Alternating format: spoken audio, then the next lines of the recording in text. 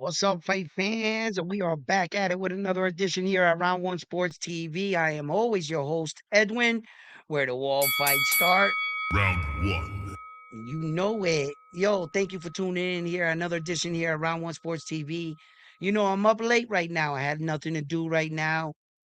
Sitting in my studio, just thinking about other boxing, schedule and things like that. And I really had nothing, to do right now. So if you're up late and you want a good show, you know what I mean? You came to the right place. Let's go.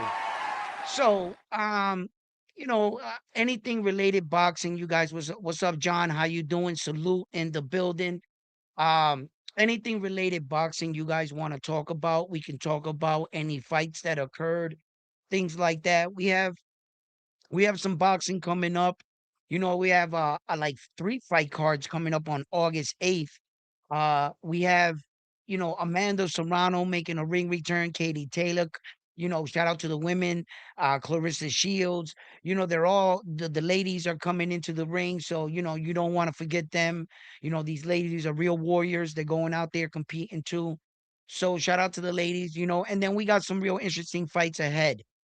You know, um, Teofimo Lopez and Rolly Romero. That fight right there is coming up, and I have a lot of mixed feelings on this fight. I want to talk about the fight. Keyshawn Davis situation. You guys want to talk about that? We can talk about that. Devin Haney situation. What the boxing landscape looks like. Future fights. Yo, did you see Terrence Crawford back in the gym? Did you see him? Yo, social media went crazy. Hey, yo, shout out to my boy Orfax. He's like, oh shit, Tank Davis outside. We seen the sighting like Bigfoot. You know what I'm saying? Like, yo, when they see him out and about, and it goes to show you that boxing needs its stars. It needs its stars. Terrence Crawford tried to pass the torch to these young bucks, and these boys ain't doing nothing with it. They can't carry that torch. Mr. Terrence Crawford just might have to come back to boxing. He just might have to come back. Uh, you could see how bad boxing is right now, starving for action. When Tank Davis can just go outside and do the kind of numbers on social media, none of these guys are doing. So we got a lot of boxing to talk about. So lock in, tune in, hit that like button for me. Shout out to all the members and subscribers to the channel. You know what I mean? And like always, oh shit, let's hop right into this video, guys.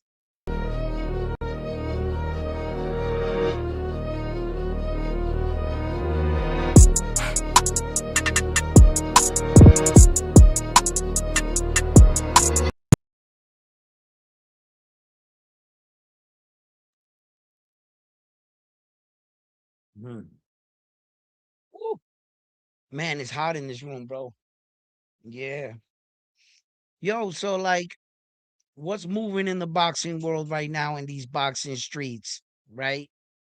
Um, Terrence Crawford right now was seen in his gym, training, staying in shape, you know, and a lot of boxing people and they're like, "Oh shit, Terrence Crawford's back." He never said anything about coming back to the sport of boxing. He was just merely in the gym.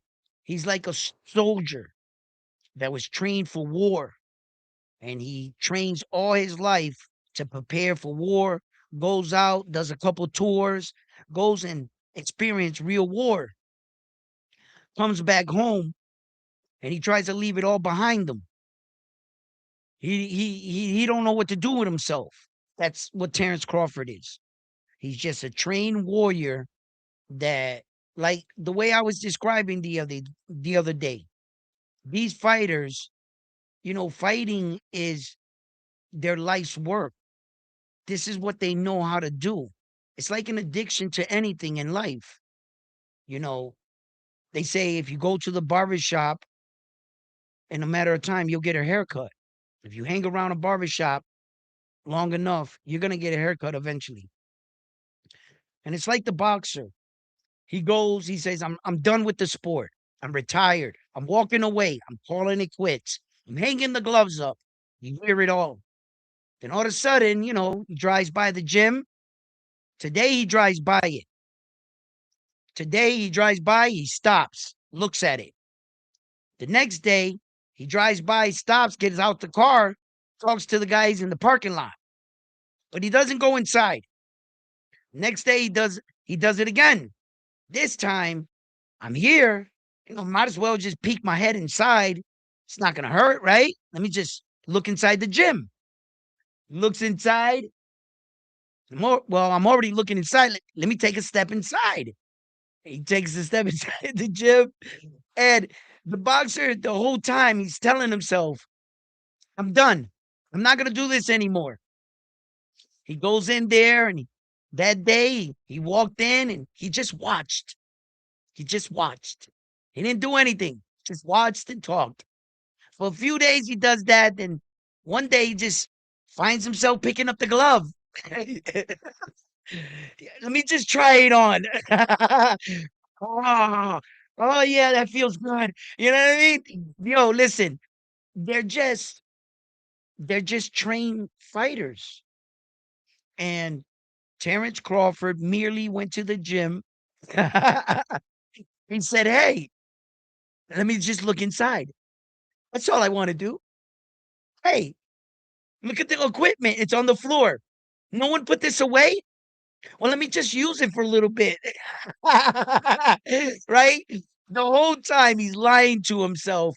He's just dying. He's like scratching, waiting to come. He just wants somebody to say something to him, right? And he's like, "Coach, give me a fight. I'm ready." Uh, that's Terrence Crawford. This is like I see him and I laugh because I just see a man trying so bad to stay away. He's trying so bad. He's trying his best. Nah, I don't want no boxing. He's on podcast. What if they give you 100 million? That's what you would sell yourself out for. I see you got a price. Not me. He Terrence just he wants these young guys to pick up the torch. Shakur, I stamped you. And Shakur's over here fumbling the torch. This dude can't even hold it. I don't know what's up with Shakur. Shout out to Newark, New Jersey, Brick City. We don't get down like that. I don't know. Maybe Shakur's been away from home for a long time. You don't pop that shit like that. You don't make these claims, these accusations, and then all of a sudden just scary away. Where do they do that at? You know what I'm saying? Shakur, bro, you making Newark look bad, bro. Real talk, Shakur. I'm not liking how you moving, how you talking, nothing. You think like this is a game, Shakur. Like you telling dudes to do shit you won't do. What kind of leader are you? Like seriously, like when I was out in the old world, right? Like the older dudes in front of us taught us, bro, I'm not telling you something to do something that I wouldn't do. I'm not sending you out like a crash dummy. We had dudes that was crash dummies, but when you earn your place and they knew who you were, they knew not to fuck with you, right? So because you was somebody too, amongst dudes you respected. And if the way you move on the street, nobody pulls you to the side and tells you, yo, E, you know what I'm saying? Like, I've been wrong before in life. I've been wrong, right? You know, sometimes somebody got to pull me, yo, E, you tripping, you bugging. You know what I'm saying? Just don't do it in front of them. Just wait until we get to the side and tell me, don't do it in front of them because I might turn on you too, like that. But like Shakur, my man, somebody needs to pull you to the side and be like, yo, bro, what are you doing? You looking real silly out here talking about a catch weight 144. You're not a 140 pounder. You're a 135 pounder. Then what the fuck you fighting Tio at 144 and taking the belt? The soon as you took that belt, you took the responsibility of the 140. Stop sticking your nose in business. You never belonged, Shakur. If you wasn't ready to go up there and dominate, you should have never played with it. Then you want to make excuses when someone else is like, yo, come up here. I'll bust your ass. And you make it like, bro, yo, Shakur, bro. Like, how dare you say I'm not a 140 pounder, I'm a 135 pounder. The fuck you got the belt at? Bro, you make no sense. Shakur, like, it's looking real bad for you in the sense that you're not, nah, bro. I don't believe you. No, you're not him. And since Terrence Crawford tried to pass the torch to him, and this dude's outside fumbling the torch, he can't even hold it, right? Uh, the only reason why Devin Haney is not holding the torch is because Devin's fighting a lot of scrutiny. He's fighting a lot that Ryan shit, and then the fucking mighty Tank Davis, you know, like put that label on him, email champion. He's been running from that title, email champion, for like ever. And it's true. Devin does fight whoever they put in front of him. Devin does fight whoever they put in front of him. The sad thing is, Devin kept focusing on American fighters. See, instead of Devin, see, all these kids started thinking about the bag, the money. Some of the best fights out there are against American fighters. Yes, because you're in America and they're more known, right? Rather than fighting fucking Felipe Lopez, whatever, out in some Philippine island or some shit like that. But the problem with things like situations like that is that sometimes these guys got the belts. Now, it might not be like the biggest payday to go fight, I don't know, Jerron Boots Ennis to go fight Josh Kelly, right? Rather than him fighting Virgil Ortiz. The names, the hype of the fight would be different. That'd be US Mexico boxing right there for one against, you know what I'm saying? So see, Devin did the same shit. Devin focused on a high profile fight, the bag, Loma, shit like that, right? But Loma didn't bring nothing to the equation at the time because Devin had it all. So in that situation, it doesn't really work. But if our guys would have ventured out, no matter the bag or not, cross lands, go over there, get those belts, bring them back. So that when they do that American fight, American versus American, it's that much bigger. See, these young boys didn't understand that. They didn't understand the value of taking less money, but creating legacy and dominance throughout your career. They don't understand that. They understand the bag. They're only looking for the next big bag. And if that comes with a Jake Paul name attached to it with no legacy, no belt, well, then that's the way they're going. You see, boxing took a different moral, it veered left.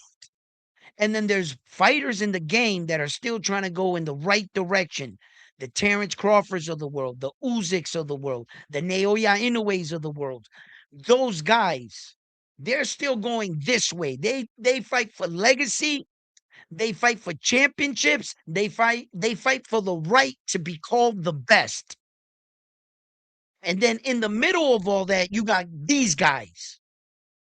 Bright stars, but not good morals when it comes to the sense of great champions. You understand? I don't think that our era today values championships. And that's the problem with boxing, that there's been this stigma of late that belts don't mean nothing. The belts don't mean nothing. And I'm sitting here saying to myself, how are you going to get all these $1 million fights with no belts when the fights don't mean anything? You take away all four of those belts away from Saul, let Terrence Crawford fight him, jump up 2 weight divisions for no belts. What's that fight? What's the fight worth? What's the value behind it? What made that fight intriguing were the belts. What made that fight so was the fact of legacy, that you can beat that kind of guy. You didn't beat a beltless guy, a guy that didn't fairly accomplish anything. If Saul didn't have no belts, that would just be a fight, right? Somehow, some of these young guys have convinced themselves the belts ain't shit, that the belts don't mean anything in a world where you can market yourself and all of a sudden get all this money. And I'm like, look, Jake Paul's of the world fucked up the game. Fucked up the game because they got these guys thinking, if Jake Paul can do it, I'm a better fighter. Why can't I do it? I don't think that these young men understand the concept of today's media power. Jake Paul was established. He came to boxing with millions of followers, subscribers. He was already doing something. It's not like Jake Paul literally got out of bed, said, hey, let me go try boxing. And in his first few fights, he made millions of dollars. And he proved you don't need belts, nothing. No, what Jake Paul had was social status and a lot of it. And they gravitated towards him because they were like, look at this guy. He's trying to do this. We know he's not the best fighter, but he's trying. And then a couple fights. No, wait a minute. He just might be the best boxer. Then they lost their mind. Going into it, it was more like this guy had a couple dollars. He invested in himself and he wanted to test himself in a tough sport. He kind of played boxing. He played boxing to the point that a boxer actually showed up and broke his jaw. Now he's not playing boxing anymore. He's like, maybe I should do something else in life. I think so. This might not be for you. You keep playing around with it. And we kept telling your ass, keep playing with boxing. You're going to get hurt. You kept fighting old guys, out of shape guys, MMA guys, no boxers. You pulled it off until you couldn't no more. And then all of a sudden, you took a fight you shouldn't have been taking. And boy, did they smash his face in. He probably won't ever be the same. So, I mean, I've seen boxers come back from broken jaws. There was never, ever a point that I ever saw a guy get his jaw broken and I thought his career is over. No, a broken jaw in boxing is not a career ending injury. But for Jake Paul, it is. Mm-hmm. Yes, it is. When they knock all that bitch out of you and you realize, oh shit, I shouldn't have been playing. That'll change you. That'll change you. But if you was a real warrior, if you was if fighting was in your blood instinctively and you got your jaw broken, you would just get it healed, wait, train, come back. That's it. Broken jaw is not enough to, it's not a career-ending injury. It never has been. I don't know no one man on the planet that ever got his jaw broken and said, "Oh, I can't fight again." No, that shit heals. Like, no, no. And I'm not sure for every man. I don't know if anybody ever becomes chinny after a broken jaw. That's something I've never heard. I don't think anybody ever did like a science on it, like studied every guy that ever got their jaw broken and see 1 out of 10 guys if you become chinny or something. I don't know. Then I mean, in order for the science, I would have to get 10 guys to get their jaws broken. Nobody wants to get their jaw broken, right? Just to like, but yeah, that's not an injury anyone has ever said, "Oh, I'm retired, I broke my," nah, nope, nah. Nobody defends belts like round one. Round one, you can what? Am I gonna catch the Zuffa card absolutely. Yeah, we got it. We got it. I'm gonna watch that Zuffa card. I watched the Berlanga Zuffa card. The Berlanga fight was pretty it was pretty dope. The Richard Hitchens fight was that shit was trash, bro. I'm sorry. Richard, man, I be trying, man. Richard, I don't like you, and I'll say it, but I respect you. I respect you as a fighter, Richard Hitchens. I don't like your moves, what you did, that Oscar Duarte shit, bro. That was bad, bro. As a like a fighter warrior, bro, I don't give a fuck, bro. Like you might have been hurt, sick. You gotta fight. I know a lot of guys that fought with fucking that had chujas, like diarrhea in their stomach and shit. The motherfuckers went to the store, got a Depends diaper, put it on, and went in the ring, bro. Like you had to fight, bro. Like I don't like Richard Hitchens, and I don't mean to put, but Richard, when you do performances like that, I come on, bro. I was falling asleep. Literally, I was falling asleep, Richard, watching your fight. Um, yeah, that performance is kind of like, you know what I'm saying? You just gotta get better. Do better, brother. Do better, Richard.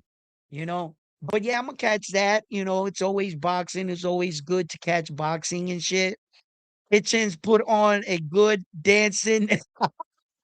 uh listen,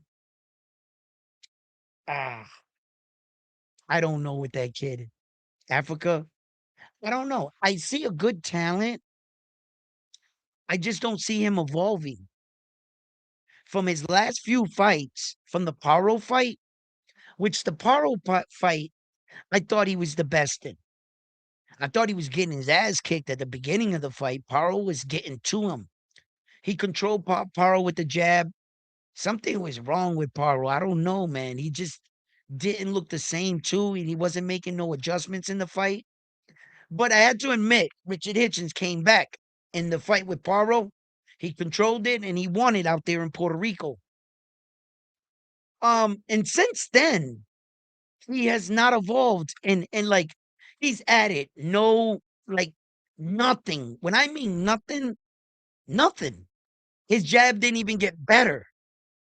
It has since that time. He hasn't looked. I mean, George Camboza, he stops George Camboza. Like, okay. Everybody started stopping him. Loma stopped him. Fucking he lost like if you take away that fucking Australian boys club champion that he fought, some fucking regional champion there that took him the distance, George Camboza, he ain't been the same since he left Xander's coach and won the belts with Teal. He should have stood with Xander's coach, Javier. Um, and like beating George Camboza, Richard Hitchens doesn't stamp your claim that like you got better, bro. No, you just fought a smaller guy, a guy that got beat up by everybody at the top, except Tio. And and quiet is kept. You put Tio in there with George Camboza 10 times, George beats him once. Tio beats him 9 times. It's just that one time he got Tio on that night. That's it. You put Tio in there again with George, he's gonna whoop George's ass. So Richard, you don't get nothing. You really like that dude, bro. I don't know. He just hasn't. He ain't getting no better, bro. He ain't getting no better.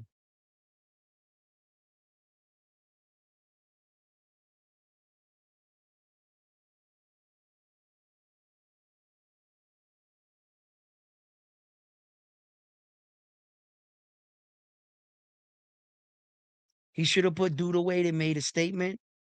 That's the problem. I talk about this a lot. One of the Dominican fighters I have a lot of like I still do a lot of high hope is Rohan Polanco. In the beginning of my intro, I have a video clip of Rohan fighting in Las Vegas. I watched Rohan live, right? Um, and I wanted Rohan to like start making some noise at 147. And it seems like his career is stalling out a bit, right? He goes out to Puerto Rico and he fights this guy like ranked like a million. Like this dude was ranked like fucking 500 and something, some outrageous shit. I remember. And Rohan went in there and went the distance with the guy. And I was like, I don't want to shit on Rohan because the Dominicans are my Latin cousins, right? They the country to the side of Puerto Rico. We fucks with them, right? And like fighters like Ojo Santiago came from Dominica, and they came to Puerto Rico, and he lives there and trains there. And yo, we fucks with him, right? So like I'm like, he's a Latin fighter, so I'm like, come on, Rohan, like do your thing, baby, right? This motherfucker goes out there and goes the distance with the dude. And I'm like sitting back and I'm like, bro, when you're given these opportunities, you gotta cook these boys. Richard Hitchens should have cooked him. Yo, Boo Boo Andrade, he did the right thing. When they put him in with a guy like that, that guy was okay. You saw the guy was fighting him. Boo Boo said, bro, you're not on my level. Oh, boom. Put him down, bro. Made a statement. I'm here. I'm back. I'm stronger than ever. You put these guys in front, I'm telling you, I'm going to rip through them. These other guys are yelling. They're saying, Rohan's like, yo, I want a big fight, right? I want a big fight. How am I going to give you a big fight and get investors to come and invest in you when your last fight, I'm showing, what rank was that dude that he fought? And they're like, 500, like, and he went to this, and you want to put, and now in the next fight, he's going to have to try to make a statement. Don't let these fights slip by you. And that's what we're talking about. Like Richard Hitchens, he needed to stop that dude. He needed to beat his ass and stop him. Make a statement. Try to get that Devin Haney smoke. Because you could still get the Devin Haney smoke with Zuffa. As we can see, Richard Hitchens, Edgar Berlanga, they all got a separate contract. They're not fighting in the Zuffa uniforms. Conor Benn, all those guys, they're promoted by Dana White under the Zuffa banner TKO type shit, right? Okay. But Jayo Pataya, he fights for Zuffa. Jayo Pataya is the Zuffa champion now. So Jayo Pataya's situation might be a bit different to get him to fight the other guys. It's kind of weird because they had Zuffa guys fighting against regular boxer guys in the boxing attire, but all signed to Zuffa. You understand? So, can they use the boxers that are signed to them in the regular boxing, and can they go out and make contracts with the other boxers and still fight under the Zuffa banner? How does that work? Do you got to be a boxer with your own your own stuff, but signed to Zuffa to fight their fighters? How does this all work? It's a bit. I'm still a little confused with Zuffa. They say one thing, they do another. They say, "Nah, we ain't fucking with the belts. We don't want the organ." But yet they're making title fights and they're signing champions. Isn't Shakur Stevenson the 140? Wasn't Richard Hitchens the 135? And wasn't Jayo Pataya the IBF? Like, but you claim you're not fucking with you don't need them.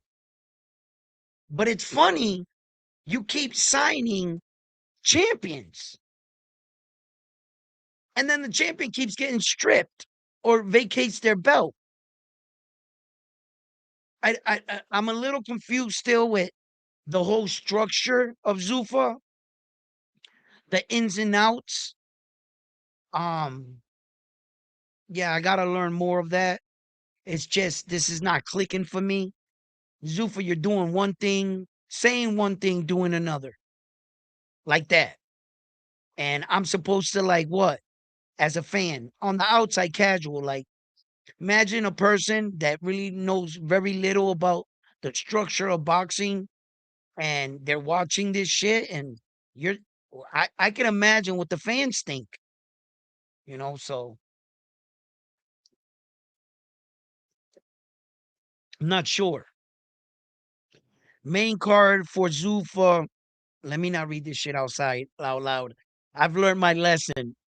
That's why I don't read a lot of them out loud. 'Cause you ever start reading something and somebody types something fucked up and then you fucking end up reading it?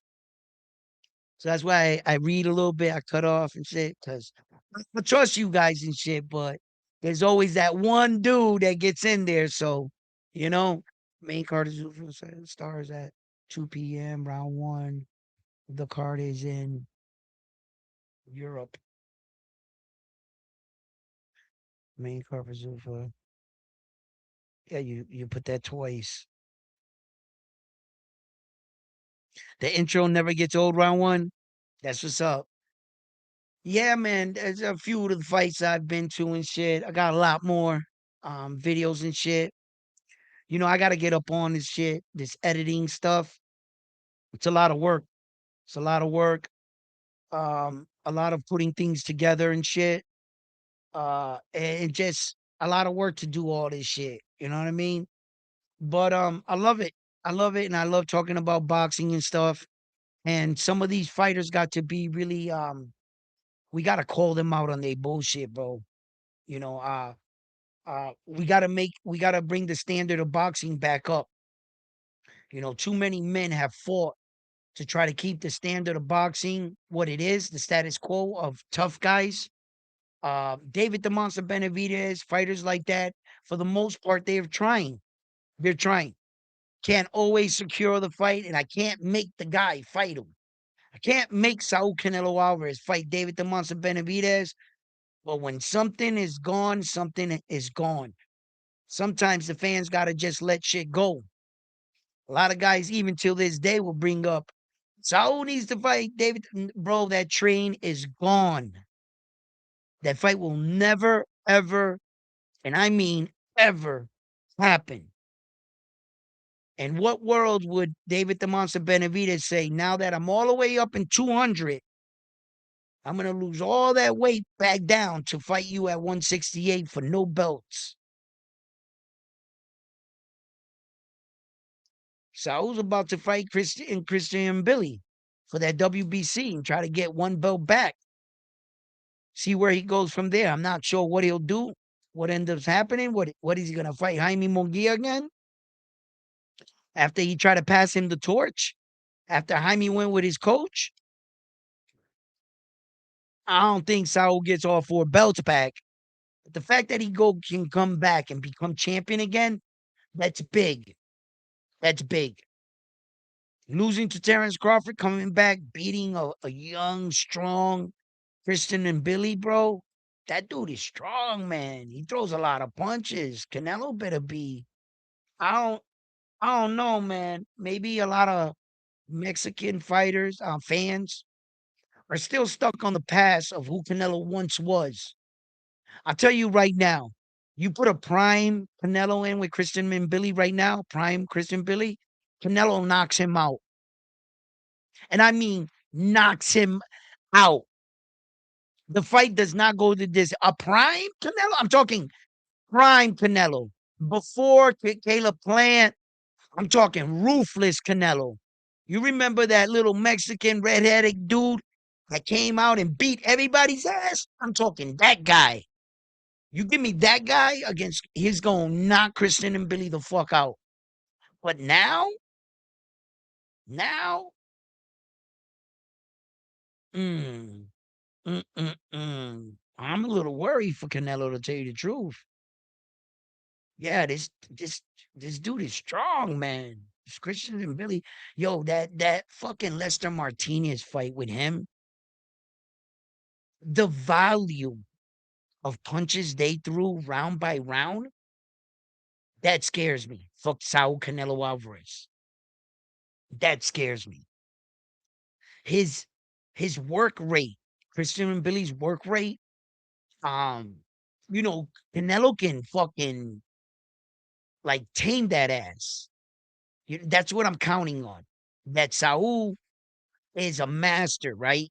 And Christian and Billy's gonna come with all that volume and all that work rate, and it's gonna be those slick, calculated shots. Canelo's gonna tame his ass. Boom to the body. And Christian and Billy's gonna go, oh shit, right? right? And that's That's my only key to success for Canelo. He has a lot more experience. He's more durable than you think, Canelo. Well, uh, durable in the sense that on the inside, not durable in the sense that he's not strong enough, he'll get knocked out. No, nobody's knocking out Canelo, right? But um, he's not gonna panic when he's throwing all those punches. I mean, maybe durable is not the word I was looking for. Canelo, he's gonna be real fucking calm. It's gonna be real poised. And he's gonna systematically sneak these shots in and Kristen and Billy. And I think Canelo, if he starts landing these shots on Kristen and Billy coming out of the guard, that's where Canelo's the sharpest. If he's close to you, which that's the thing with Kristen and Billy. He fights you and he's in your face. So the fact that Kristen and Billy, he's not gonna use footwork. He's not gonna dance on the outside. He's not doing any of that shit. He's he's coming straight to you. Now, one of Canelo's best weapons is his timing. That's one of his best weapons. His timing. That when you go to like to adjust to throw a punch, when you take your hand away like that, Canelo's punch is already right here. Sometimes he's that good with it.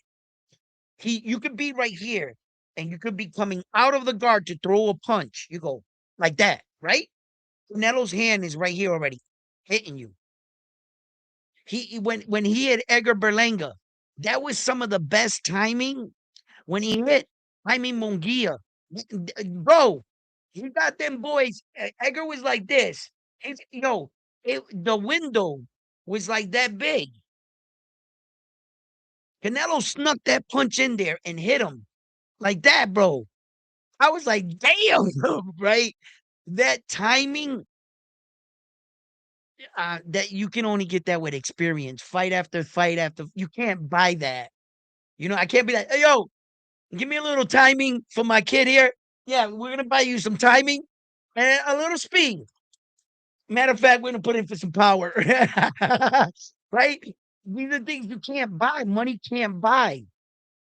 And that kind of experience that Canelo has, that's why I don't count him off the fight with this young man, Christian and Billy. Christian, if he was fighting anybody else, Christian and Billy, I would probably have him in the fight.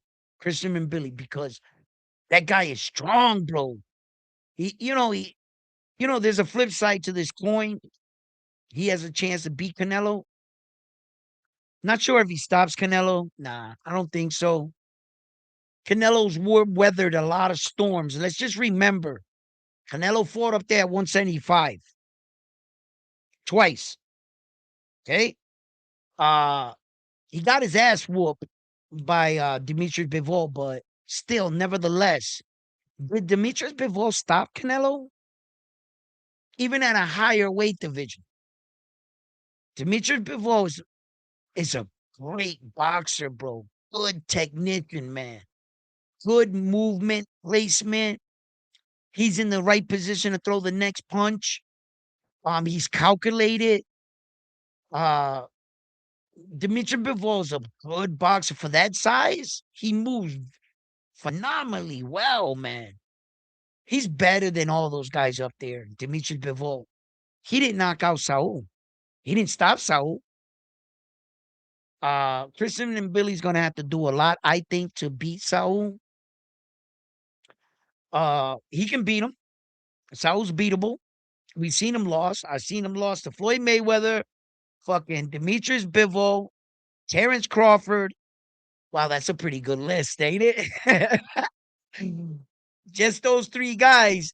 You know what makes that list so good? I mean, those are his losses, Saul's losses. But what makes them men so special are the belts they won, the men they made themselves. Demetrius Bivol is undisputed. Terrence Crawford is undisputed. Floyd Mayweather had 3 belts and is a 5 division world champion, fought 26 world champions, and never was defeated. You lost to 2 guys that were undisputed and 1 guy that's a fucking GOAT. It's not 3, that's not bad 3 names to lose to. If I'm Saul, you got no shame in losing to those 3 dudes. Am I right? Like, no. You know what I mean? So, um, Saul, that's why Saul's um still the Mexican face of boxing. That's why, because Saul didn't lose to no tomato can. Saul didn't go in there and get knocked out by Buster Douglas. Saul didn't do that shit. If you was gonna beat him, you had to be a superior fighter. Plus, to tell you the God honest truth, everybody but Terrence Crawford, well, actually,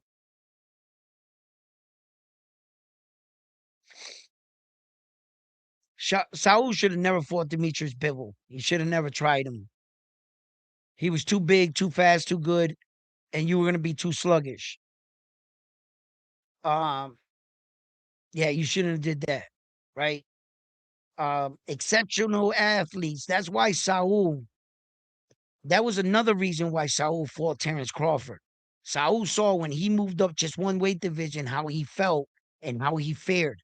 The second reason, the Charlo twin tried to test him, move up 2 weight division. He beat the shit out of him, and he didn't move good. So, by 2 accounts, Saul thought no man can do this. Terrence just happened to prove to him and to the world he's just not no man. He's the man. He's in the 1% of athletes that can transition their weight and still function, know how to move in his skin exceptionally well. He's the bar, Terrence Crawford. He's the bar and the standard in boxing. He did things that most legends, men, were not successful in. You understand? He might have not had the biggest names, no due to, Terrence was always trying to get the fight. It's not his fault. But every obstacle and everything that he set out to do, he did. He did. Became 3 division world champ, undisputed champion, all 4 belts in 3 separate weight divisions. He has titles in 5 weight divisions. He matched the great Floyd with 5. And then in 3 of them, he was undisputed. Now, like everything, they're going to go look up what you did. Terrence doesn't have the title runs, the leg, like the reign. He doesn't have a reign. 147, he has a WBO reign. He defended that belt more than 5 times. The WBO one. That's his best belt. Terrence Crawford, out of all the belts Terrence got, that WBO belt is his strongest belt. It's his strongest. You saw that belt change throughout. Um, yeah, it's his best belt. That's his best belt. Um, they're not like Naoya Inoue's belts or Canelo's belts. Canelo's belts at one time, boy, those were a sight to see. As you saw Canelo make title defenses on all the belts. Canelo defended those belts, I think, 4 times, 4 or 5 times. Was it? How many times did Canelo defend all 4 belts? Interesting. Let me look this up. Hold on. I want to know. And since we're up late at night right now, we got nothing to do. I'll bring you guys along with me. I'm gonna throw Box Rec up. I'm gonna put it up on the screen. We could do a little bit of boxing research together. Why not? Right? Why not? We got nothing to do, right? So here, okay. Let me bring this up, and look. You know, just in case. Hold on. So I'm gonna put a Box Rec, right? That's what I'm doing. I'm gonna put up the Box Rec, and then just in case anybody want to chat or whatever, I wasn't gonna do it, but I'm gonna drop the link in the chat here, just in case anybody wanna. If there's anything you guys want to talk about, I'm up for a conversation. So anyway, uh, here he is. There he is. Jesus Christ. That's a fucking unicorn right there. Take one good look at this record, bro. You're never gonna see this again. 63 professional fights, 39 big ways by knockout, 3 losses. He's never been stopped, and he has 2 no contest. This is the great Saul Canelo Alvarez. He is 36 years old, Mexican, Orthodox boxer, 5'7.5", with a 70.5-inch arm reach. He's a resident right now of California in USA. Uh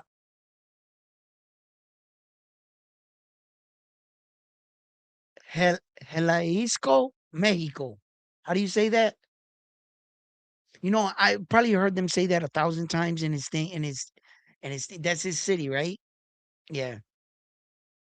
61% knockout ratio. He is number one across the board. Let's check out my man, Christian Mbili, 5-star fighter. He will be fighting him, which Christian Mbili comes in with a record of 29 fights, 0 losses. This man has no losses. So Terrence Crawford, this is when he lost him. So the question was, how many times did he defend him? Here's the problem in this situation right here. Okay. He didn't defend all 4 belts in the William Sco fight. William Sco came into the fight, the IBF champion, which they stripped off Saul. You got to know your history a little too, right? So he obtained the IBF on that night. So he has title defenses going into that fight. Let's think about it. He would have gotten a title defense on the WBO, the IBF, and the WBA. Then he would have won back the IBF. So that's not all 4 belts title defense. Edgar Berlanga, that's all 4 belts title defense. Yes, it is. It was at 168. That is 100%, right? But he didn't have the fucking IBF. He had the WBC, the WBO. Since BoxRec does not acknowledge the WBA, it should be right here. So, I know my shit, so I know the WBA is there. So he didn't have the fuck. So that is not. Now, here with Jaime Munguia, yes, he defends all 4 belts. The IBF was in attendance, the WBC, the WBO, and the WBA are here. So he gets that. That's 1. This is 2 off the Jarlo twin. 2, 3, 4.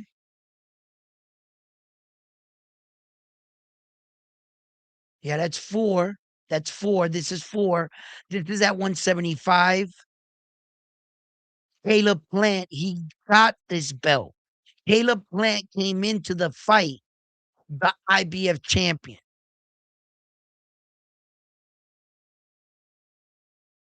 So Caleb Plant was coming into the fight there.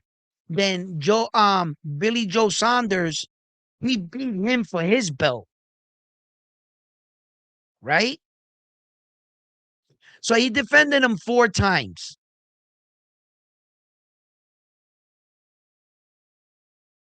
Damn, look at the names, bro. Look at the names on this man's resume. And I'm pretty, oh my goodness. Like, and I'm pretty sure you guys saw, come on, dog. Are you kidding me? Saul's resume. That's why they can't put, they always say, Terrence Crawford never fought anybody, but they don't say that about Saul because they can't. They can't. You better shut your mouth about this man's resume. Damn, man.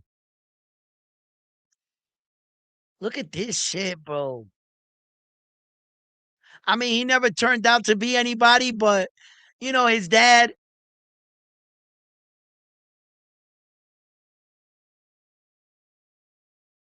Damn, bro. This Canelo resume is crazy, bro. Yo, my man was tough, bro. Yeah, Saul's resume is he's stamped. He's official. He's a first ballot Hall of Famer. He going Hall of Fame first shot, bro. He's a dog. You know, um, when we look at like other champions and shit, and they resume and who they fuck they fight and shit.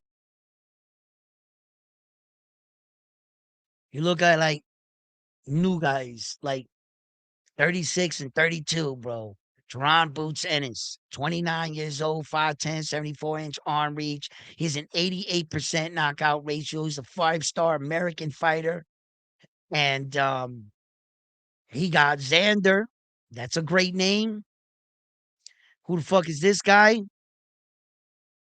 I mean, he had 15 fights in his whole professional career. Who the hell is this guy, Karen? He got spanked the other night, and it doesn't get any better from here. See what I'm saying? Jesus Christ. My dude, you gotta do something. Yo, like them dudes, you ain't gonna see Saul's resume, bro. You can pick out any champion except Naoya anyway. This motherfucker's a dog. Look at hey yo, they all changed their photos. Box Rec. Naoya anyway got a new photo. Devin Haney got a new photo. Raymond Morataya got a new photo. Shakur got that same bullshit. Devin got a new photo. Boots got a new photo. Laura, that's been his photo for a long time. Saul, that's been his same photo for a long time. Demetrius Bivol, that's been his same. David the Monster Benavidez, his photo changed. Usyk, I'm not sure. I think that's the same one. Usyk got a pretty decent record. Like if you look up Usyk shit, I think Usyk was a fast starter. Jesus Christ. Oh, it's upside down. My bad. Usyk started his career off with a 6-round fight. 2 6-round fights, 2 8-round fights, right into 10-round fights, from 10-round fights straight into 12. And he's been fighting 12-round fights his entire career. Usyk, he was a fast starter, a real fast starter. He never fought a 4-round fight. Right into 6, right into 8, 2-2, 2-2, and boom, right into the big time. Those are the greats. When you look up great fighters, you're gonna notice a pattern of like the 1% in boxing. We just looked up Usyk, right? Great. Special talent. How do you know? Look, he started his first with a 6-round fight, 2 8, 10s, etc. Okay, let's look at another great fighter. People that are viewed in the top pound for pound, right? Hey, so it would be like a fighter like Naoya Inoue. He would be because he was always like Usyk, Naoya Inoue. Look at Naoya Inoue. He has 33 fights, 27 big ways by knockout. He's 33 years old. He has an 81% knockout ratio. They'd be hating on him. Um, and When you look at his career, where he started, right? He's a remarkable fighter. No 6 round fights, no 4 round fights, straight 8 round fights. Usyk started at 6, 2 of them, and he had 2 8 round fights, then the 10. That's how you could tell the greats, right? 2 8 round fights took it one step above Usyk. No 6, only 2 of them.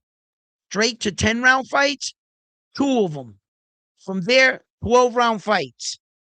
Naoya Inoue has only had 2 fights scheduled for 8 rounds, 2 fights scheduled for 10. 4 fights in his entire career. That's it. From there are 12 round fights all the way up. All the way up. Those are the greats. This is the 1% of boxing. This is what they do. Naoya Inoue, count it with me. All 4 belts, as we know, the WBA should be up here or down here, wherever you place it. Box Erect does not acknowledge them, but we know they're there. Title defense number 1 against Junto. We're going backwards with Naoya Inoue from his last fight all the way until he won the titles with Stephen Cool. Or should we just go up forward? It'll be less confusing. Okay, so he enters the 122 right here. This is his first fight at 122. He just left 118. He fought Paul Butler right here. First fight. But he doesn't have all 4 belts, guys. He's only fighting for 2. So he knocks out Stephen Kubo Fulton, gets 2 belts, fights Marlon Tapales, the guy with the other 2 belts. Within 6 months, he had gotten all 4 belts. So it starts from here. Luis Pantera Nari was the first fighter that he gave an opportunity at all 4 belts. Luis Pantera Nari went into that fight the number 1 contender for the WBC. He was the number 1 ranked guy. Hey, first title defense for all 4 belts for Naoya Inoue. Saul Canelo Alvarez got 4. Naoya Inoue did it 1, 2, 3, 4, 5, 6, 7. He's going into his 8th right now. He defended all 4 belts 7 times. Crawford never did that. Saul did. Saul put up all 4 belts 4 times, gave 4 different men the opportunity. Actually, 5. He lost against Terrence, but he still gave 10. So that's 5. But successfully defend them 4 times. Naoya Inoue has successfully defended for all 4 of his belts 7 times. He's in his 28th consecutive world title fight. You look at all these things; these are trophies. The WBA is going to be it's going to be one of his fights where he has only the WBA. It's going to be blank, but we know it's there. Look at 28 right here. Oh no, the IBF is right there, but he has the WBA titles in these too as well. Like right here, he had the WBA world title. You know what I'm saying? So like right here, they don't acknowledge it there, but these are all world title fights. Jamie McDonnell, that's where he got it from. This Juan Carlos Payano fight in the World Series of Boxing, the WBA title was on the line because he had knocked out McDonald, Jermaine McDonald, and took his belt. So there's belts there. And this is it, yo. It's wow, man. When it's all said and done, this Japanese dude's record is they're gonna study this shit. This dude was nice, man. He still continues to like, bro. When you look up these guys, man, the special ones, like what I was saying, Usyk started his career 6 round fight, only 2 8 rounds, all 12 round fights. Naoya Inoue, same shit. Then you look up. I mean, who do you guys want to look up? I don't know. Devin, 33 fights, 15 knockouts, no losses. He has a 45% knockout rate. He's only 27 years old. He's 5'9". 71-inch arm reach, right? Okay.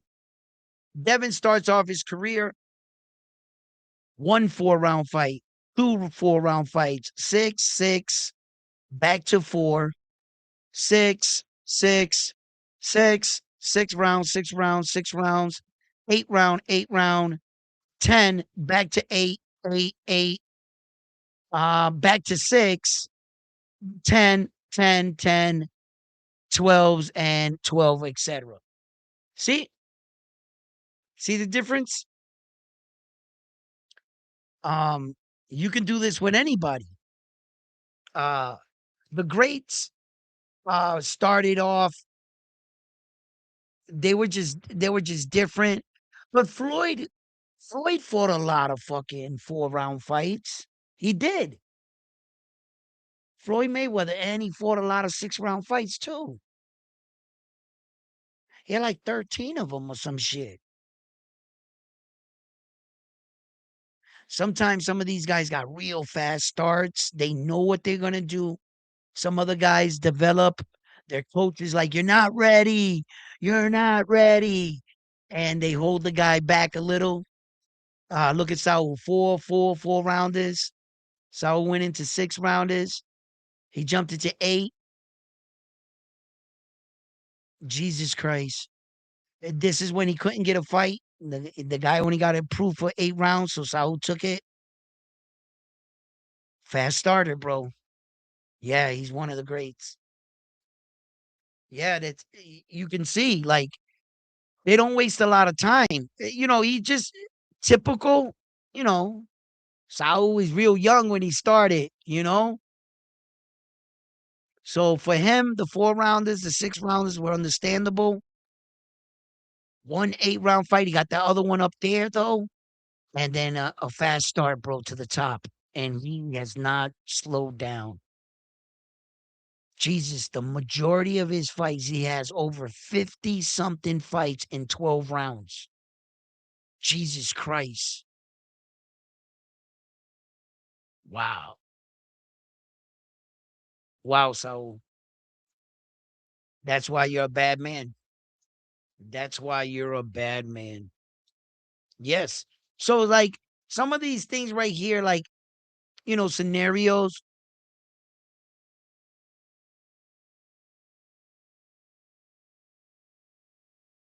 Yeah. Man, listen, man. Them dudes, they special, bro. Saul, you're never gonna see this again, guys. Appreciate the man while he's here, bro. Really appreciate him because he really sets the bar for Mexican fighting and for all fighting. Like, look at this guy. Like, what was the year? Did any of you guys catch that? His debut, 2005, 2910 was his debut. Saul's debut. You know what I'm saying? Like, um, we're not gonna see this anymore. Respect and give props to the men and women that do it the best. These guys are not gonna break Saul's records, man. Nah, not ain't no Keyshawn Davis gonna fucking end up fighting 63 times. I don't believe it. Tank Davis, not even close. Devin, I don't know. Devin might can be able to do some shit like that. He's still young. Devin got like 30 something fights already. He's 27. Put another 10 years on 27. That's 37. Saul's 36. I mean, Devin got to step it up for, all this. He got to fight more times a year. But these guys, man, that era of boxing might just leave. And unless these young guys do something about it, we might actually go backwards in combat.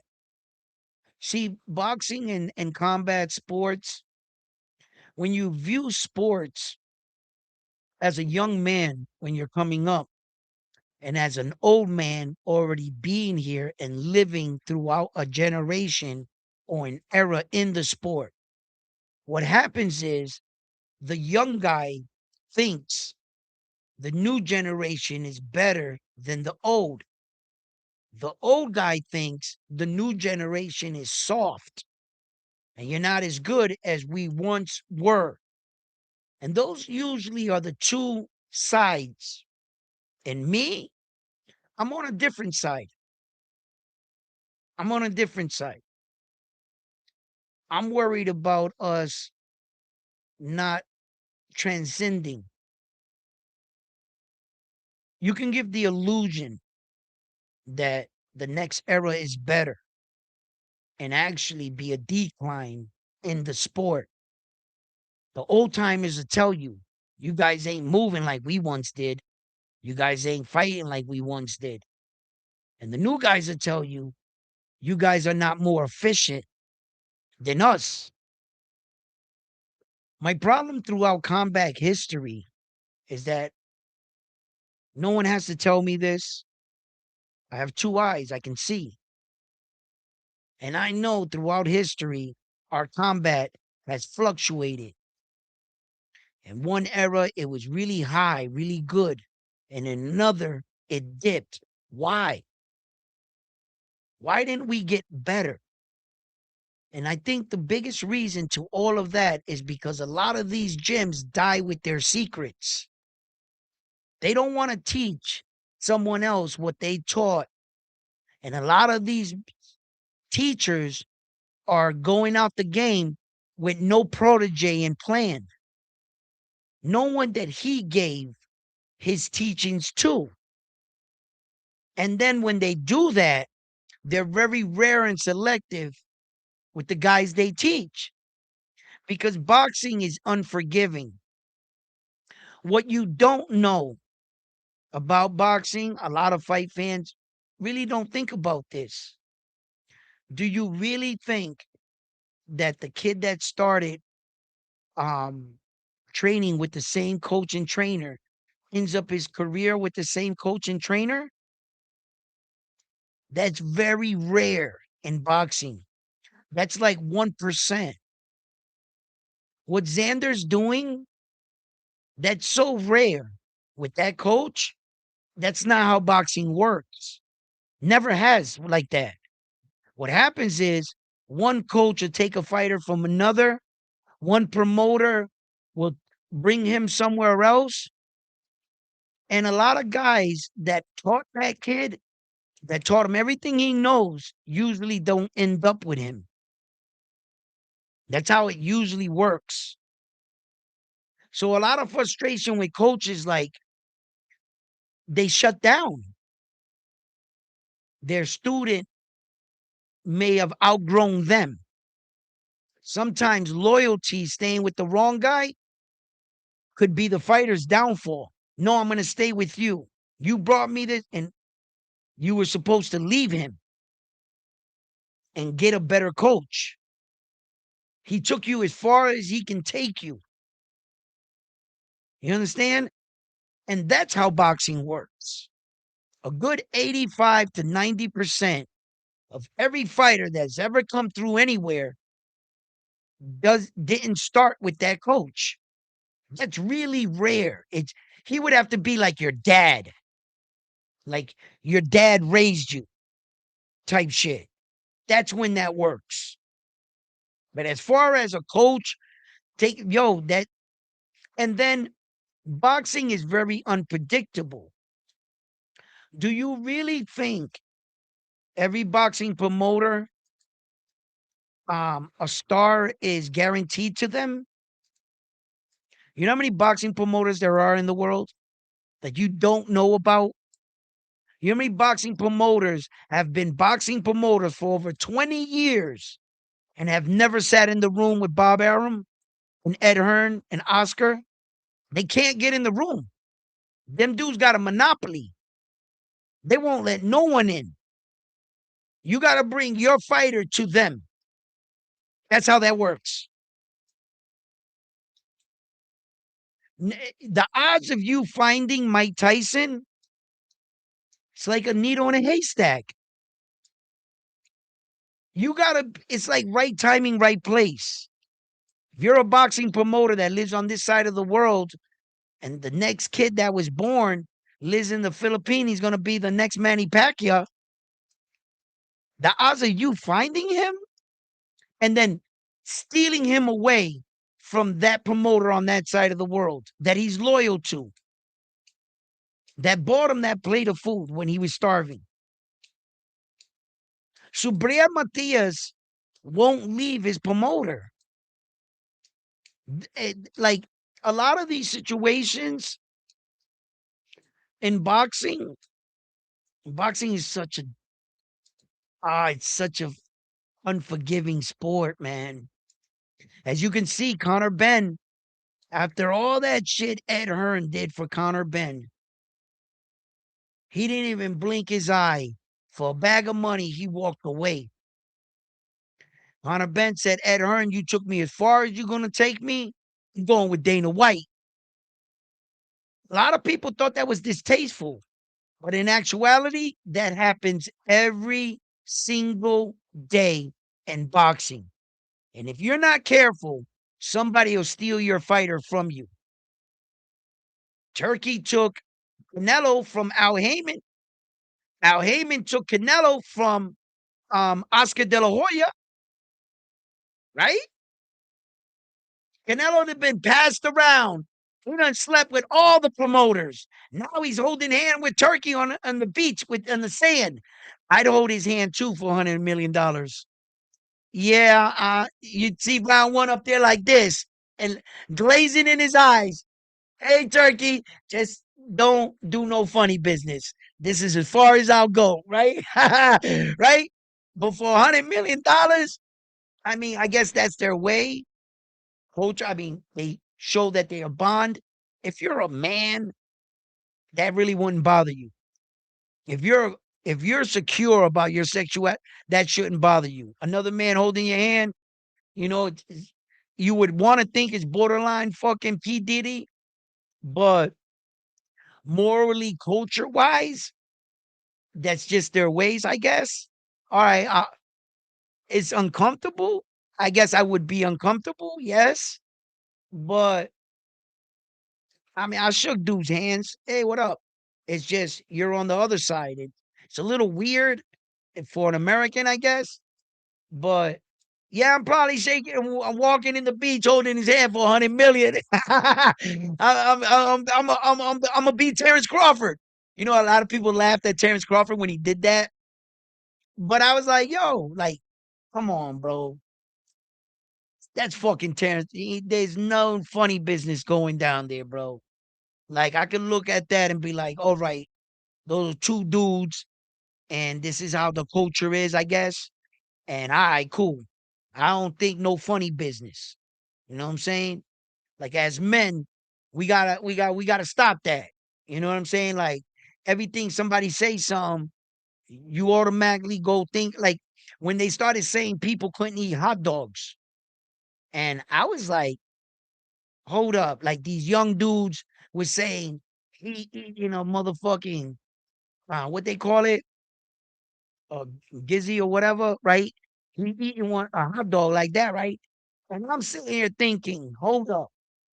The guy is eating a hot dog, and you're thinking about him eating a dude's fucking penis, and like you're correlating him eating a hot dog, and but you're calling him gay, like to the dude that's eating it.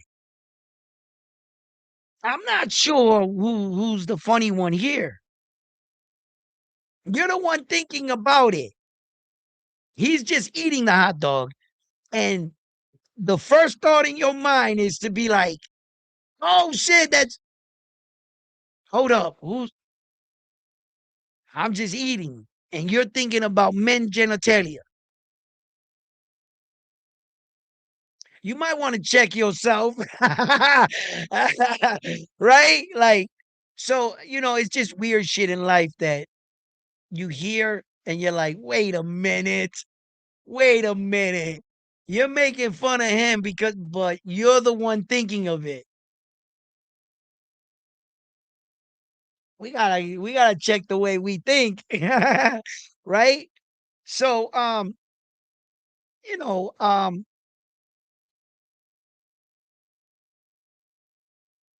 what? Who discovered Tyson round one? Kamikaze. Kamikaze? How do you say his fucking name? Oh my God, God rest his soul. Fucking one of the best coaching trainers. It's just my pronunciation with names, forgive me. But that old man, that white old man that found Mike Tyson, Don King took um him away from the rest of them. From what's his name there? Jesus, you're working my fucking brain now. Rudy, when Cuss died, that's his name, Cuss. When Cuss died, he left his protege with Mike Tyson. Cuss had Mike Tyson set up. He had a promoter for him. He had his manager. He made sure when Cuss died that Mike Tyson was in good hands. Don King stole him away from all of them. Yeah. Mike Tyson didn't end up staying with him. I remember when he won the belt, he hugged him and he told him this was the last fight with you. And Mike went off with the brothers. He became a Muslim and Mike's career went down the drain. If Cuss was alive, Customato, if Customato was alive, um, Mike Tyson probably goes down as the best heavyweight champion of all time. Mike Tyson's training was so good that even when Mike Tyson was going through his cocaine bins, he was so well trained that it sustained him. But the gift that Customato gave to Mike Tyson,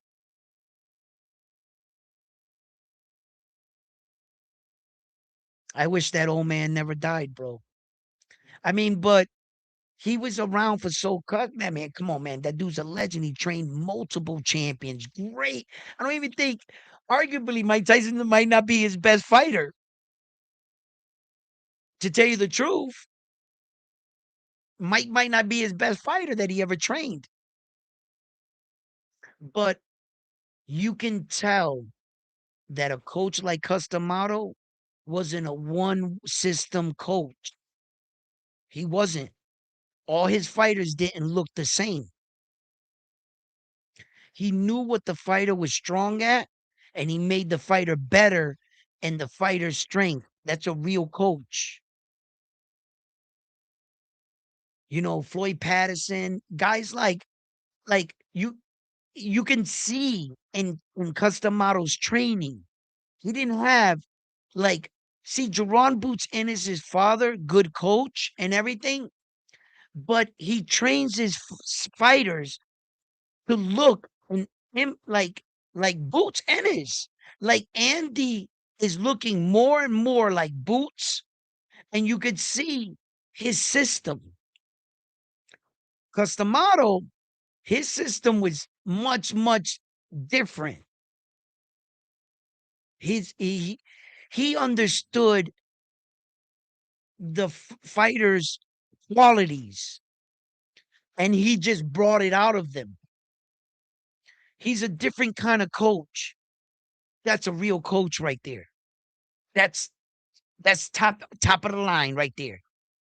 He he was successful with multiple fighters, brought them to world championships. Um, and they and like I said, they didn't look the same. That old man understood things about fighting, and his the way he translated it as a coach to his students, top notch, top notch, top notch.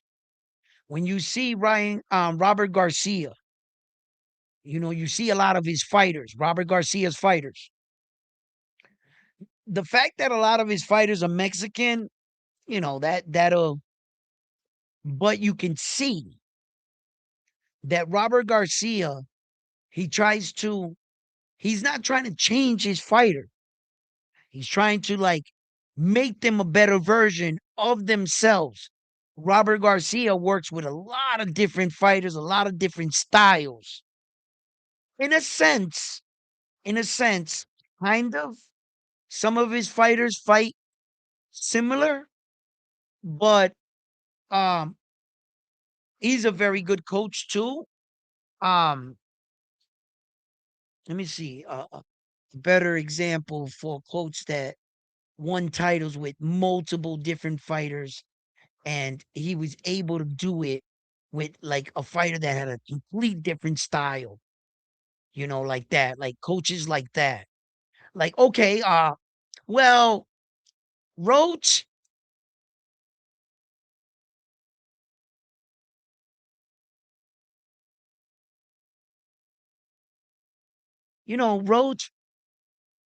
Roach got a lot of criticism because he only top trains talent. He'll only take you if you're worth it. Like he only trains guys that are already like established. So him, I can't use him because he didn't really make Manny Pacquiao. Roach, he didn't. Manny Pacquiao was already I mean, Manny Pacquiao was a rough edge of himself. I understand. He was like a raw student, but you can obviously see the talent in him. That kid punched for days when young Manny Pacquiao, and the way it sounds on the bag, you heard instinctively he knew how to snap a punch, right? So I can't really give him that much like that. See, Mike Tyson was new. He was just a troubled kid. And he literally took him, was like, yo, you like to fight? Hit this bag, looked at him, and developed him. See, Roach took Manny when Manny was, like he was already fighting, pro. Manny had already lost that title fight.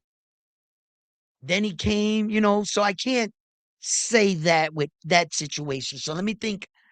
Um, Virgil Hill, uh, Shield, they had some great fighters. I mean, I gotta sit back and just like look at coaching. But the moral of everything is these fighters don't stay with their coaches. It's never been like that for boxing. Never. It's always the only reason why the kid came up because that was his dad or something. And even when dad and father, they don't always work out. Oscar De La Hoya and his dad. Oscar De La Hoya's dad brought him up, but he was like a drill sergeant. He felt he had to get away from him. He wanted all the control over Oscar's career. He was the type of dad that was in front of your face. Oscar's dad was the Bill Haney's of today on 10. I mean, Oscar's dad was in every interview. He was talking for Oscar. He wanted to be in when said he wanted to pick out the girls that Oscar would be allowed to be with.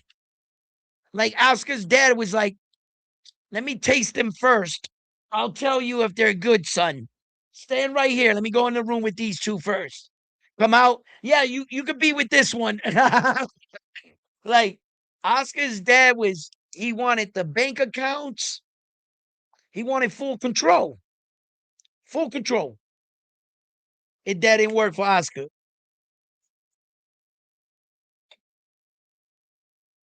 Once Oscar was like, yo, this is my money. And Floyd and his dad didn't work. Then they came back together. But it's not like that. In real boxing, it's a dog eat dog world. People are going to your events and they probably got a fighter there. They're there for a reason too. You just happen to be fighting with your fighter on their card or on somebody's card. And then all of a sudden, you got this guy walking up to you, which they're not supposed to do. Boxing's the Wild Wild West. Who's policing it? If you get this reported and stuff, there's been promoters that had to pay out hefty fines, some payouts Ed Hearn had to pay a few. Bob Arum had to pay a few. Oscar, they all did because it's a dog eat dog world. They see your boxer right there and they see talent. Hey, kid, how you doing? How's your promoter treating you? You sign with us, we'll give you $1 million signing bonus. That's just $1 million to get you off your feet. Not even the just for signing with us. We'll talk about your fights later. We're just gonna give you a mil to be our fighter. Is you're promoting just doing something like that for you? You know what I'm saying? It's like everything in life. There's levels to everything in life, isn't there? I think I'm a pretty successful dude, but when I'm somewhere in a place with my girl and fucking a movie star walks in and I'm like, fuck, right?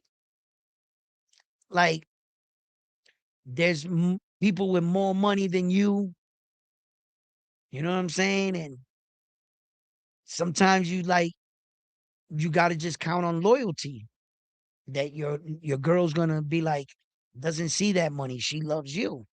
That your fighter says he doesn't see that money, he's loyal to you. And not always it works like that, right, Connor Ben? This is not always like that. Connor Ben said, I'm going to do what's right for me. For me. It's a dog eat dog world. I don't owe you nothing. And that's fucked up when Connor Ben was in legal trouble. Who was there for him? Ed Hearn. Who paid for all that to get swept under the rug? Ed Hearn. Who was there when you had a steroid scandal, pea steak scandal, what they call them today, okay? And you ate raw eggs, some bad eggs, Connor. Who was there with you with your whole 2-year suspension when you couldn't fight back home and you had to come to America? Who came, the boxing promoter that went against the cheating standard as a promoter, put his neck out there for a fucking cheater, a PE cheater at Hearn? His reputation, everything. He still sold it to you. Who made you, Connor Ben? Ed Hearn. And who'd you walk out on? Ed Hearn.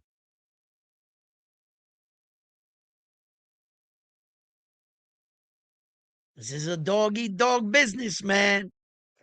The fighters, sometimes they're doing what's best for them. And these promoters that got a lot of money,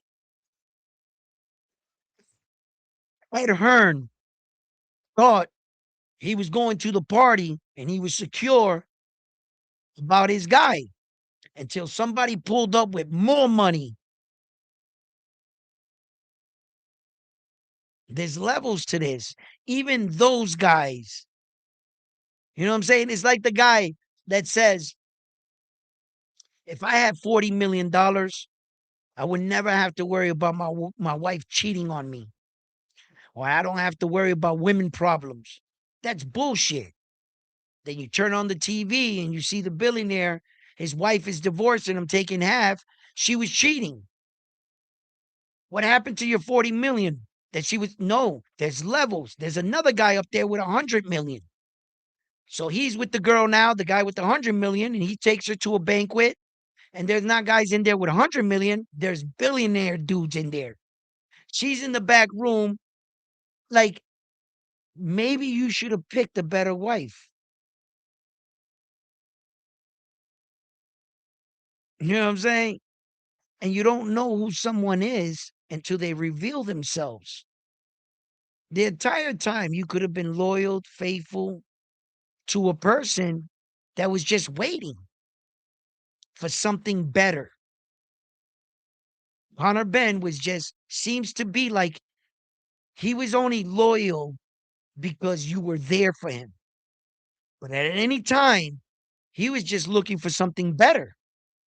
He never said anything, never gave you the slightest indication that anything was wrong. What does that tell you? He was never yours. You understand?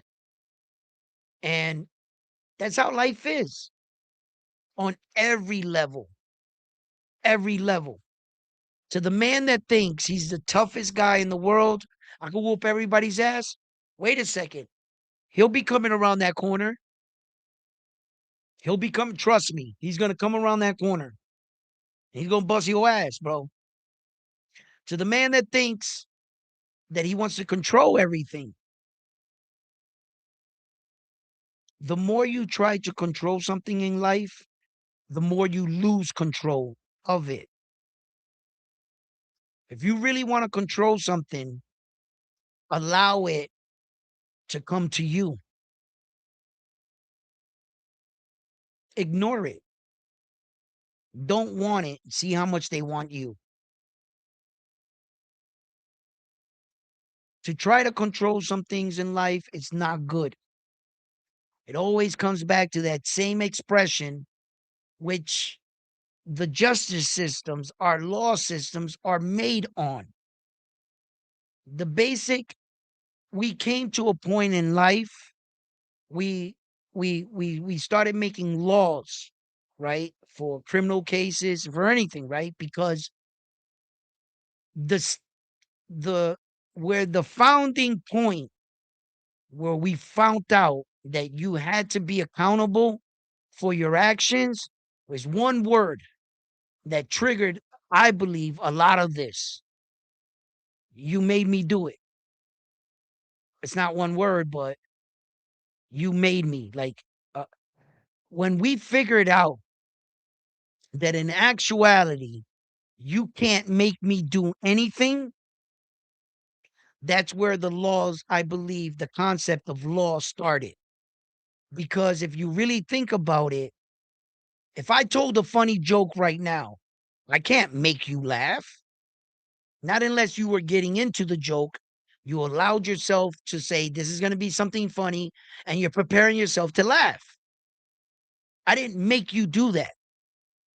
I can't make you, even if I took out a gun and I said, yo, kiss my sneakers, you still have the choice. Look me in the face and say, shoot me, bro. I choose to die on my feet as a man. I ain't kissing your sneakers. I can't make you do anything. You know when the kid says, he made me hit him because he kept bothering me. Yes, he was bothering you. You could have walked away. You could have got up and left. You could have ignored it. You chose to hit him. And then you said, he made you. You allowed whatever he was doing to get you upset for that. And you can lash out and hit him. And as soon as humans understood that, once they understood, wait a minute, we have options. We have options. You actually can't make me do anything. If I can make you do something, you might as well jump in my back pocket because I own you. You understand? And that's that's kind of like, like when these fighters, you know, they enter this world of negotiations and fucking promoters and shit, and they do all this stuff behind the scenes. A lot of these things in negotiation, we're not privileged to. We don't know what's, you know what I'm saying? And when Connor Ben did that, it's not like, anyone made him do it, or, you know, I made you sign this, or, it's these these things, boxing man. I want to say a lot, but I don't want to give you the wrong impression. A lot of the stories, I know I have to understand that these are individual stories. Individual. They don't pertain to all of boxing. No, they don't. So, although I'm like shooting a whole bunch of scenarios in my head, which you don't know, that's what I'm doing. I want to be careful. I don't want to give you the wrong message. There has been fighters that have come up with their same team, same promoter throughout the whole thing. I think Lorengo, Yomi, all them dudes that they're like in Subir's corner. Subir is not gonna leave them dudes. Them dudes got him out of his worst places. He was locked up, bro. Them dudes came and paid that, and he thanked them for it. He was like, "Yo, man, I promise you, I'm gonna dedicate my life to boxing," and he did. He did. So, um, boxing's unique. Everybody has their own journey, their own story to tell, but it's not always a pretty one. It's not always a pretty one. The road to the top, none of these boxers do it by themselves, ever. They're not by themselves. They have a lot of people in their corner, and these boxers owe a lot to a lot of people. Every coach that trained them took time out the day, every kid that sparred with them, every next door neighbor that gave them a ride to the gym, or every teacher or student that told them, you can do this. Every time, or you got a little buzz. Shout out to that officer that pulled you over and said, bro, get your shit together, and didn't try to bury you. Oh no, get out of the car. I got a Javante Davis here. I'm gonna be famous, right? Sometimes you let them go and they go do something more horrible. You don't know if that's gonna happen, but sometimes you let them go and they turn their life around. Why they never talk about those times? Some of these kids did need a little help and did turn out to be a great person, a great and have a great career. There's a lot of careers that could have been lost. Now, I'm not minimizing behavior. Oh, you should be an angel. You shouldn't have did this. Depending on what they did. If it was something that, you know, wasn't life changing, you didn't do nothing to no shit like, nah, bro, we can't go back from that one. You know, little stuff, that you can help the athlete. Enabling the athlete is borderline. That's a tightrope. You start enabling their behaviors, then soon you're hearing these horror stories and you wish you never helped that kid. I get it. You don't know when you're damned if you do, you're damned if you don't. But you got to do something. And a lot of these kids don't get to where they're at alone. They didn't make it there by themselves. So, you know, boxing's a very, very, very it is it is the sport you cannot play. You could play baseball, you could play football, basketball. Don't play boxing. You can't. Boxing's gonna call you out. You might have a couple times you go out there and fare well, and all of a sudden you think, oh yeah, mm, get your jaw broken. So it's something that it requires a lot of you. If you want to be good at it, you want to get better and stuff. It requires steps. Don't jump over steps in boxing. There is a process in boxing you must learn. Some boxers are more polished than others. More boxers can they can they seem to pick it up fast. Those are fast learners. There's those kind of guys. And then there's the guys that truly get it fight by fight. They don't got no special effects. They just get better because of their training, and you can see it. Raymond Morataya. When I think of fighters like that, I think of him, like fighters like him. Raymond Morataya doesn't have any special effects, nothing. You know what he has? He has something that most fighters wish they had. That mental fortitude, that the dedication, the discipline. to want to be better champion in the sport, to compete with the top guys. Morataya, his desire to want to be the best is what makes him a good fighter.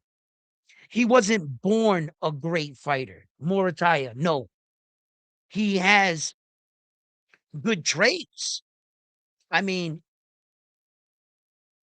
but if he didn't practice the way he does and trains the way he does, day in, day out, he wouldn't have gotten that good where he's at.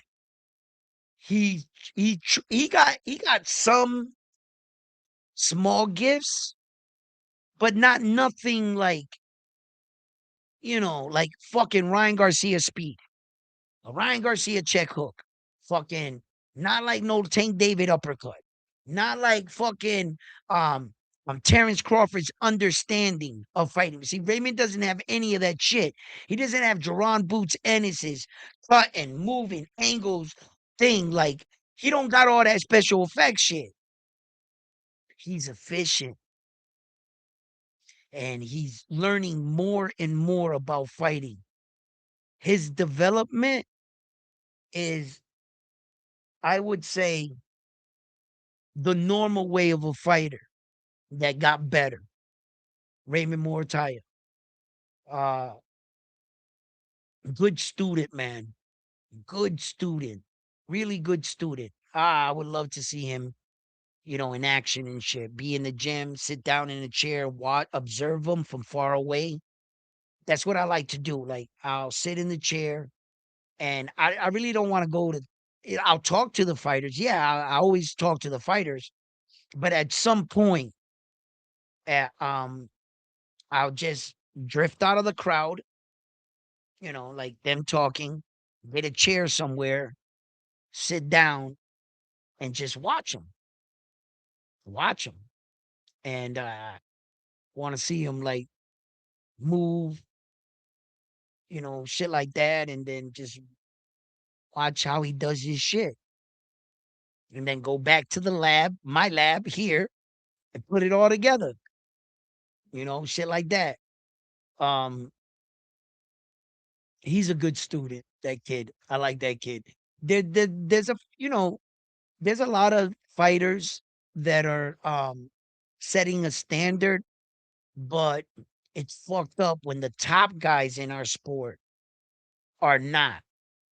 They're not setting, like, they're really not. They fucking um ducking fights, claiming to want to fight, and that hurts the sport. It gives the sport a black eye for all of us, right? When the top guys are doing that shit, it does.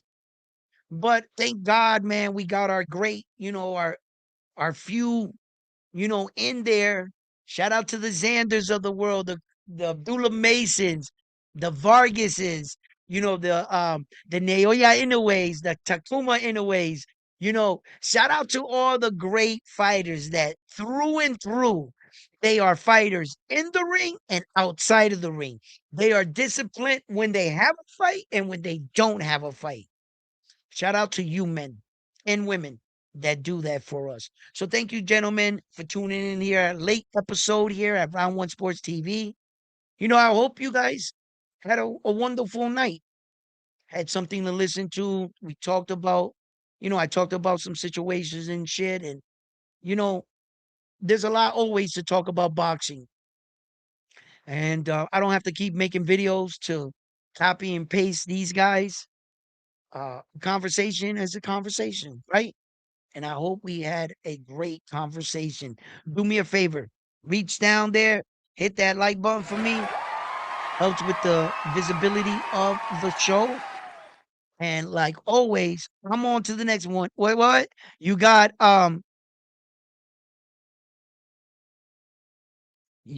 got exposed Frankie? Who's Frankie? What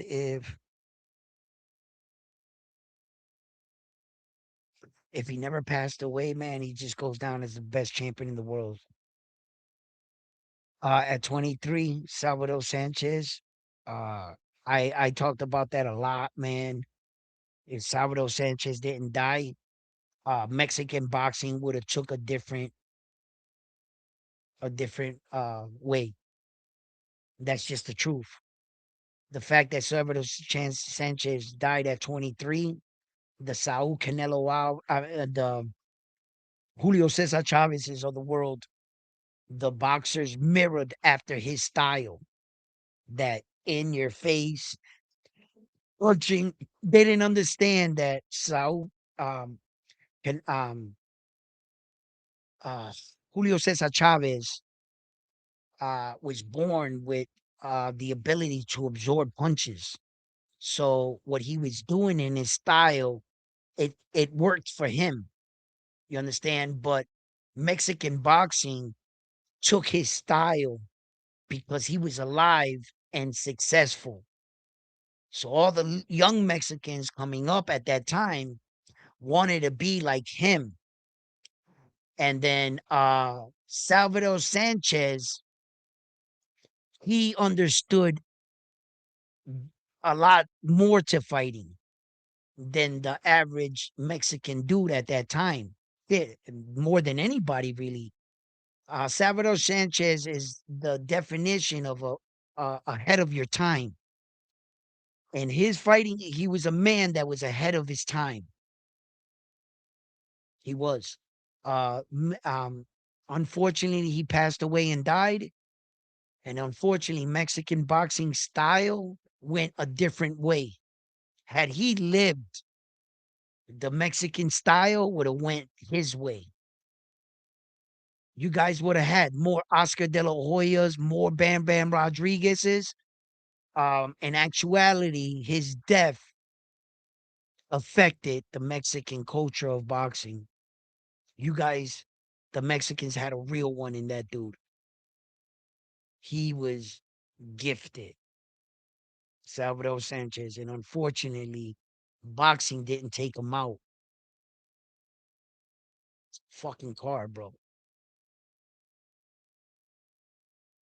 I I ask myself that a lot. What if Salvador Sanchez would have never died? I've asked my that same question to myself. I watch his videos, his fights, and I'm in awe. I'm in awe. Like I be watching him fight.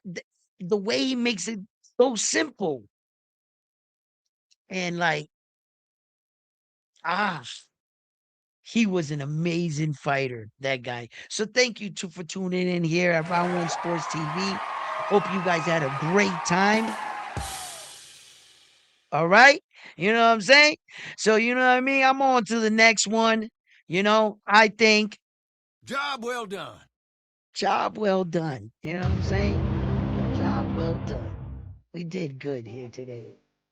Had a little late night boxing.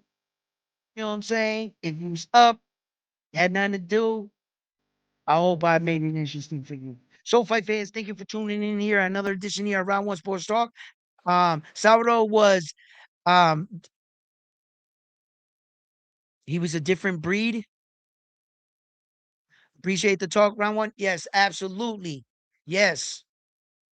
Yeah, he was different, man. We'd be here all night talking about the man. Uh, just great fighters. I don't care what nationality you are, man. If you can fight, we'll talk about it. You know what I'm saying? That's what it is, baby. Yo, have a great night, everyone. Salute. Peace. Salute to the chat, to everybody in the chat. Sorry, you guys know I usually got frontline. I like struggled reading the texts because you guys like my eyes are bad, guys. Like bad. I'm blind. But I've been reading like this for so long that I try to. Where is Frontline? Frontline's on the Puerto Rican channel. Caribbean boxing. They're like, I guess, having a roast fest or whatever. So if you Frontline, my co-host, he's over there. So but like I've taught myself because of the letters, because actually what I'm looking at is just a bunch of blur. But from reading like this for a long time, like the blurs, I can catch something and I figured out what that word is. So sometimes your names and shit, I won't because it'll fuck me up, right? So I usually have Frontline do that for me. So apologize, chat. You guys know, like I'll try. I'll be like trying to fix, but squinting for me doesn't work. And you know how those people go like this and they squint? That shit don't work. I'm still blind. I'm blind as hell. Eventually, one day I'll get glasses. I promise, man. You guys, you guys want to see my glasses? This is what I use to read. Let's get a laugh at round one. Check out round one's glasses. Like this, I was reading this today, right? I was like, let me put on my glasses. See, now I can see everything. Yeah, yeah. It says include filling on the functions. Press the function buttons to include the. You see, I can see, right?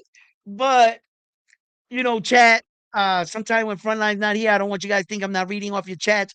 I do. I read them, but it's like tough for me. So I just want to say, for me to you guys, thank you for tuning in. Never be scared because I'll go back later with them and I read all the chats. I read them all. So I'm gonna answer your chats and everything. When Frontline's here, he'll read them and said he'll stop me from reading them because I'll be like trying to squint and do things. But yeah, that's how blind I am. You know what I'm saying? I can barely see these words and shit. But anyway, thank you for tuning in, guys. I just want to let you guys know that I'm not like not reading your shit. Sometimes they go fast and stuff, and I'm in a flow. But I enjoy you guys coming through, writing the chats, communicating, talking with the chats, all the members. I just wanted to take that time out to say what's up to you guys and thank you for everything. All right, fight fans, on to the next one. Peace.